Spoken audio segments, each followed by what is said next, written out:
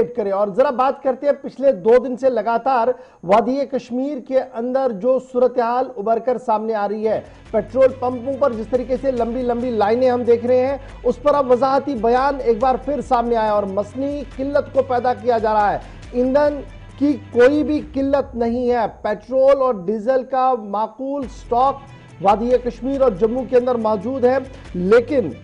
अफवाहों की वजह से जो लंबी लंबी लाइनें हम पिछले 2-3 दिन से लगातार पेट्रोल स्टेशन पर देख रहे हैं, इस पर सरकारी मौकफ सामने आया और सरकार और ऑयल कंपनीज की तरफ से यह साफ कर दिया गया है कि कोई भी शॉर्टेज पेट्रोलियम मसनूआत की एंटायर जम्मू कश्मीर के अंदर नहीं है। और जिस तरीके से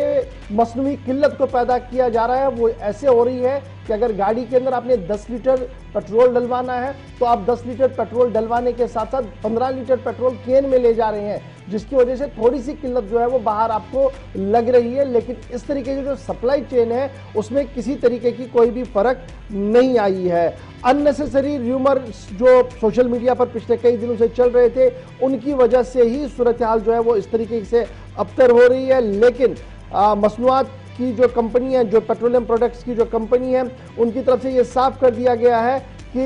अफवाहों पर ध्यान न दें, माकूल और मुनासिब stock entire union territory Jammu Kashmir के अंदर मौजूद है। स्टेट लेवल कोऑर्डिनेटर जो ऑयल इंडस्ट्री जम्मू और कश्मीर के हैं, उनकी तरफ से वजाहती बयान भी जारी कर दिया गया है, जिसके तहत यह साफ कर दिया गया है कि पेट्रोलियम प्रोडक्ट्स की, जिनमें मोटर स्पिरिट है, हाई स्पीड डीजल है, इसकी कोई भी किल्लत पूरे जम्मू कश्मीर के अंदर नहीं है। और एदाद शुमार उनकी तरफ से जारी करते हुए यह साफ कर दिया गया है कि जेवन डिपो के अंदर अभी भी मुनासिब और वाफिर मकदार में पेट्रोल और डीजल मौजूद है। एक तरफ से यह साफ कर दिया। कल सूबाई कमीशन ने भी अफवाहों पर ध्यान न देने की बात सामने रखी और कहा कि उन्होंने लगातार जो मीटिंग्स ली है उसके बाद ही उन्होंने ये बयान जारी किया और आवाम से अपील की कि वो अफवाहों पर ध्यान ना दे। और जिस तरीके से सोशल मीडिया पर गलत और मनगढ़ंत खबरें फैलाई जा रही है, उसकी वजह से सूरत हाल जो है वो इस तरीके की बन रही है जो आपके टीवी चैनल पर है।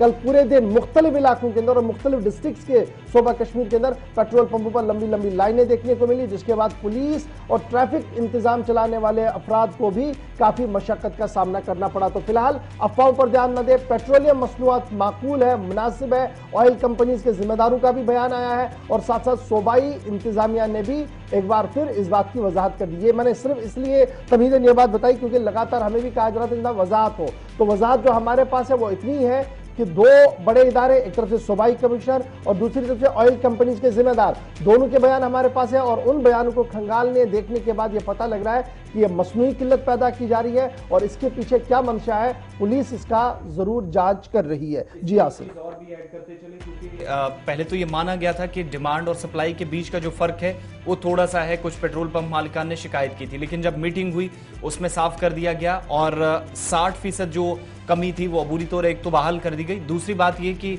जो कहा जा रहा था कि 14 से 18 रुपए तक रेट बढ़ाया गया या इससे इस तरह पैसा लिया जा रहा है, उससे पहले तो इनकार किया पेट्रोल पंप मालिकान ने, लेकिन रात देर गई जब मीटिंग हुई है